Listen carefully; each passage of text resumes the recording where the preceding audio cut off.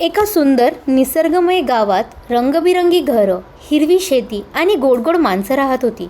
गावात एक हुशार पण लालची दूधवाला होता. तो रोज ओरडायचा, ताजं दूध घ्या, शुद्ध शुद्ध दूध घ्या.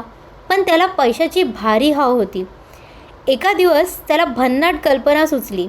दुधात थोडंसं पाणी घातलं तर नफा दुप्पट. तो लगेच कामाला लागला. गावाच्या म्हशींसाठी ठेवलेलं पाणी चोरून आणायचा, दुधात मिसळून विकायचा. आता काय, पैसाच पैसा. दूध तर पांढरं दिसायचं, ग्राहक खुश.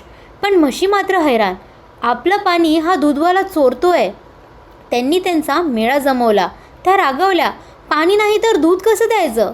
दरम्यान एक ग्राहक चहा बनवताच ओरडतो, हे काय, पाणी की चहा.